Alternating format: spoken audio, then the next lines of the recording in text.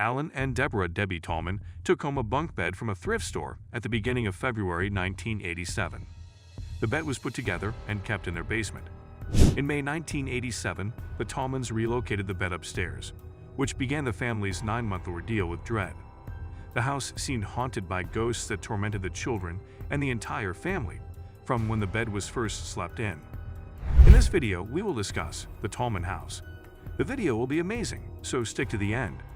The youngsters, previously rarely ill, became ill abruptly and without apparent cause.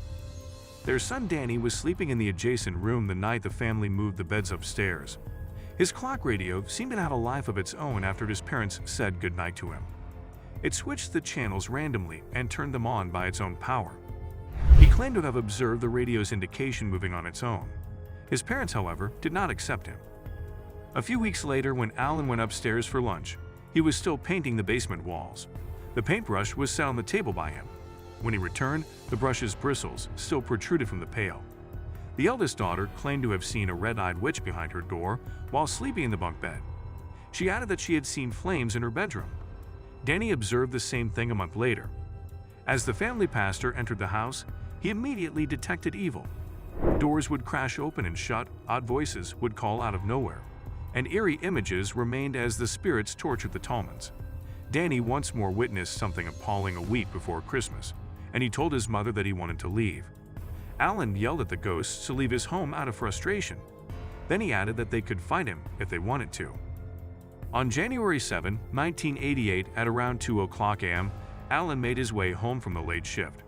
He went to investigate after hearing a strange howling sound outside the garage. "Come here," a voice yelled out of the screaming. He went around it to check if somebody was in the back, but nobody was there. The garage was on fire when he returned to it later. When he returned from getting a fire extinguisher from inside, the fire had been put out.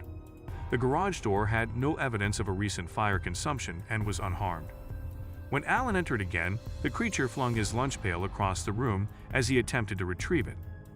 Alan began sleeping in his daughter's bedroom to better protect his family. One evening, a fog descended upon the area around him. A voice could be heard coming from the mist, saying, "It's too late." After that, Debbie called the pastor to inform him about what had occurred with Alan.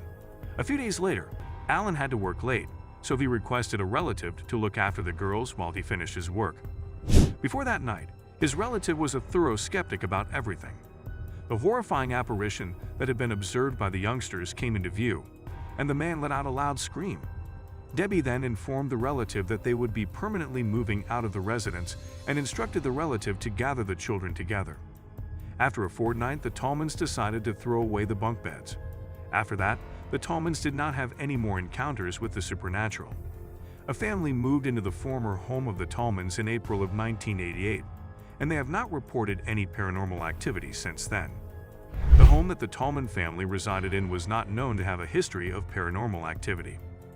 Beauregard is a rural community in Wisconsin that has a population of only 3,800 people.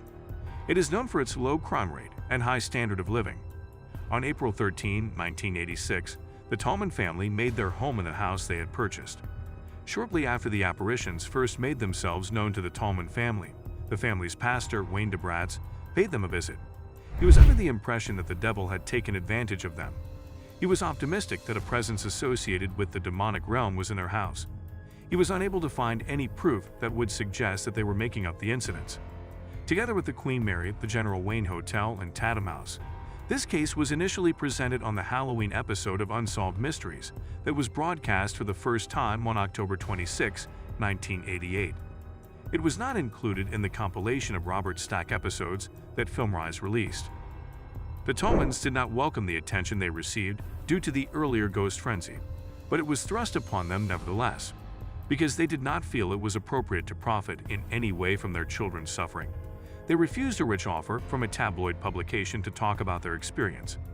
The Tallmans gave their permission for Unsolved Mysteries to use their story on the condition that their faces were covered during the interview. Their children's names were to be changed, and any reenactments of their experiences had to be performed by actors portraying the Tallman family. The Tallmans agreed to these conditions and the show could use their story. This was all for today. I hope you liked the video. Let us know your thoughts in the comment section below. Stay safe, and we will be right back soon with another video. For more information, subscribe and watch other videos from our channel.